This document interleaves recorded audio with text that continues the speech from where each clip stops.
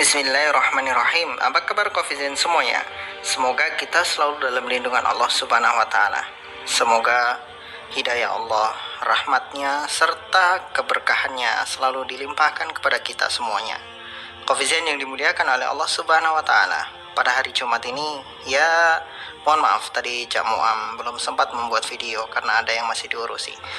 Dan video yang kali ini Cak Muam buat itu juga tidak terlalu panjang-panjang amat. Kita cukup membahas surat Al-Fatihah ayat terakhir, ghairil maghdubi alaihim waladdallin. Kita akan membahas sedikit siapa humul maghdubu alaihim dan siapa yang disebut sebagai ad-dallun. Siapakah orang-orang yang maghdub, orang yang Allah Subhanahu wa taala murkai mereka, dan siapa yang Allah Subhanahu wa taala sebutkan sebagai orang-orang yang sesat, dallun.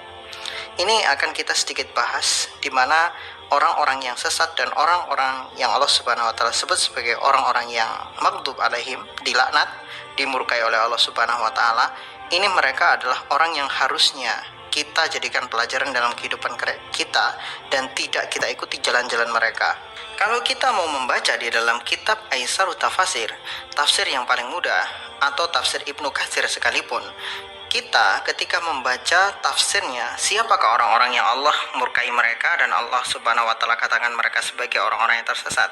Al-maghdub alaihim adalah orang-orang Yahudi, sedangkan ad-dallun atau ad-dallin adalah orang-orang Nasrani. Mengapa mereka disebut sebagai orang-orang yang maghdub dan dallun? Karena orang-orang Yahudi itu orang yang mengerti kebenaran tapi tidak diikuti, tapi justru diingkari. Nah, inilah yang disebut sebagai al-maghdub alaihim. Orang-orang Yahudi dimurkai oleh Allah Subhanahu wa taala karena mereka tahu kebenaran tapi tidak mereka ikuti. Mereka mengetahui Nabi Muhammad itu benar, ajaran yang dibawa Nabi Muhammad itu sama dengan yang diajarkan oleh Nabi Musa alaihi salam, dan apa yang diajarkan oleh Nabi Muhammad sesuai dengan apa yang diajarkan oleh nabi-nabi yang diutus kepada mereka. Tetapi mereka mengingkari Nabi Muhammad SAW disebabkan karena Nabi Muhammad bukan keturunan dari Bani Israel, melainkan Nabi Muhammad SAW berasal dari Bani Ismail, keturunan Bani Ismail. Nah, inilah yang membuat orang-orang Yahudi ingkar kepada Nabi Muhammad SAW. Makanya orang-orang Yahudi ketika mereka berbicara tentang Islam, mereka akan mengatakan Islam secara konsep itu sama dengan Yahudi. Yahudi manapun pasti akan mengatakan begitu kalau mereka betul-betul paham dengan agama mereka. Karena konsep Yahudi dengan konsep Islam itu sama plek, tidak ada perbedaan. Tuhannya Esa, Tuhan itu tunggal.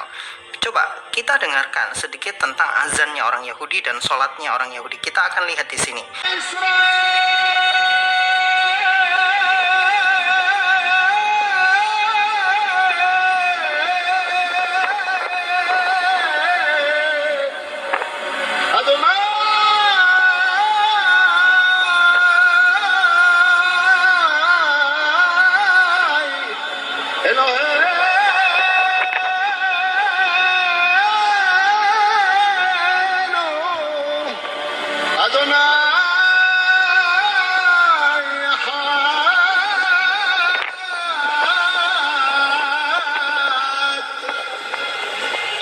Orang Yahudi ketika mereka azan, mereka mengatakan Shema Israel, Adonai Elohinu, kemudian Adonai Ehad, ya.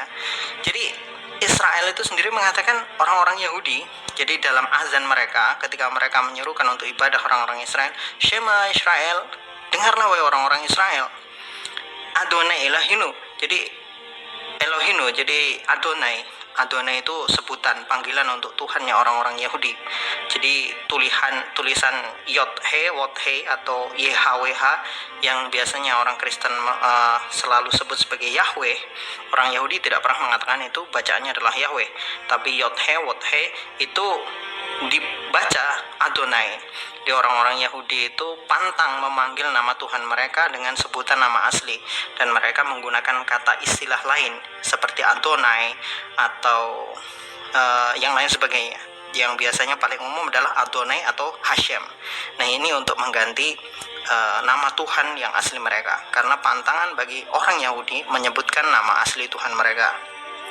Nah, dikatakan di situ Adonai Elohinu. Jadi Adonai itu Tuhan kami, Tuhan kita. Adonai Ehad. Adonai itu tunggal. Hashem itu tunggal. Tidak ada duanya. Tidak ada persamaannya dengan sesuatu yang lain.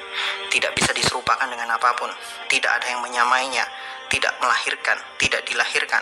Jangankan punya anak, punya kembaran aja nggak ada kan gitu. Inilah konsep dimana orang Yahudi mengatakan, orang Yahudi manapun yang paham dengan agamanya mengatakan secara konsep Yahudi, Judaism dengan Islam itu sama, azannya sama, kemudian cara ibadah. Orang Yahudi cara ibadahnya ada yang ruku, kemudian ada yang sujud, ada bersedekapnya, sama dengan orang Islam beribadah. Mengapa seperti ini? Ya inilah cara ibadahnya nabi-nabi terdahulu, termasuk Nabi Musa alaihissalam mengajarkan ibadah kepada Bani Israel. Ya seperti inilah caranya. Para nabi-nabi terdahulu juga ibadahnya seperti ini. Cuman ajaran Nabi Muhammad SAW itulah ajaran yang menyempurnakan ibadah yang terdahulu, di mana sholat pada masa Nabi Musa alaihissalam itu gerakannya tidak sempurna.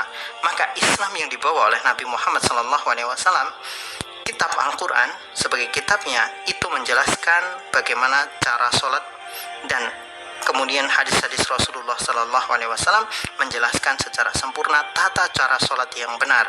Inilah penyempurnaan yang dilakukan oleh Rasulullah kepada syariat-syariat sebelumnya. Dan orang Yahudi sebetulnya tahu bahwa apa yang diajarkan oleh Rasulullah itu benar. Rasulullah itu adalah nabi terakhir, khatamul anbiya wal mursalin. Beliau penutup para nabi dan rasul. Syariatnya adalah syariat paripurna. Tidak ada lagi syariat setelah Nabi Muhammad SAW. Dan syariat yang dibawa oleh Nabi Musa alaihissalam sudah diperbaharui oleh Nabi Muhammad SAW. Mereka ngerti yang dibawa oleh Nabi Muhammad itu benar, tapi mereka menolak Nabi Muhammad disebabkan Nabi Muhammad bukan dari keturunan Bani Israel. Nah, sedangkan orang-orang Nasrani itu dikatakan sebagai dolun atau dolin. Ya, jadi kalau mansubnya dolin, kalau rofaknya itu dolun. Mengapa seperti itu? Karena orang-orang Nasrani itu nggak punya ilmu tapi dikerjakan. Mereka mengerjakan sesuatu yang nggak ada ilmunya. Maka ketika mereka ditanya, di mana? Sebutkan satu ayat dalam kitab kalian di mana Nabi Isa mengatakan aku adalah Tuhan dan sembahlah aku. Nggak ada. Ketika mereka ditanya apakah Nabi Isa mengajarkan tata cara beribadah seperti yang kalian lakukan, mereka juga tidak bisa mengatakan. Bagaimana cara Nabi Isa alaihissalam beribadah dalam kitab mereka? Dikatakan Nabi Isa alaihissalam beribadah dalam kitab mereka, dikatakan Nabi Isa alaihissalam itu bersujud menyeru Tuhannya. Menyeru Tuhannya dengan cara bersujud, berdoa kepada Tuhan. Bagaimana kita menuhankan Tuhan yang punya Tuhan? Nah, ini kan lucu. Disinilah kejanggalan dari ajaran Nasrani. Makanya mereka disebut sebagai dolun atau dolin, orang-orang yang tersesat. Mereka mengamalkan sesuatu yang nggak ada ilmunya. Semua yang mereka kerjakan itu karangan orang-orang yang dianggap sebagai pemuka-pemuka agama mereka sendiri. Bukan ajaran asli dari Nabi Isa alaihissalam, tapi ajaran yang sudah dirubah terlalu jauh dari ajaran Nabi Isa alaihissalam, sehingga jejak-jejak peninggalan ajaran Nabi Isa alaihissalam itu hanya tercantum di dalam kitab, tapi tidak pernah mereka kerjakan. Nabi Isa alaihissalam sunat, mereka tidak sunat. Nabi Isa alaihissalam bersujud ketika ibadah, mereka tidak pernah bersujud ketika beribadah. Nabi Isa alaihissalam mengharamkan babi, mereka makan babi. Nabi Isa alaihissalam mengharamkan minuman keras, mereka itu menghalalkan minuman keras. Nabi Isa alaihissalam itu mengharamkan LGBT, mereka malah menghalalkan LGBT. Nah, inilah yang dikatakan mereka itu dolun, orang-orang tersesat, disebabkan mereka mengerjakan apa yang tidak ada ilmunya pada kitab mereka. Wallahu a'lam bishawab. Jadi jangan sampai kita itu terjerumus dalam dua hal ini. Kita ngerti tapi nggak dikerjakan, atau kita mengerjakan sesuatu yang nggak ada tuntunan dari Nabi Muhammad SAW. Sebagai umat muslim, sebagai orang-orang yang beriman kepada Allah dan Rasulnya, maka kita harus menjadikan Al-Quran dan Al-Hadis sebagai pedoman kehidupan kita. Jangan sampai kita menjadi orang-orang yang maghdub, orang-orang yang dimurkai oleh Allah Subhanahu wa Ta'ala karena kita tahu tapi kita tidak menjalankan, atau kita disebut sebagai orang-orang yang dolun, orang-orang yang tersesat karena kita mengerjakan sesuatu yang tidak ada perintahnya sama sekali. Wallahu a'lam bishawab. Semoga bermanfaat.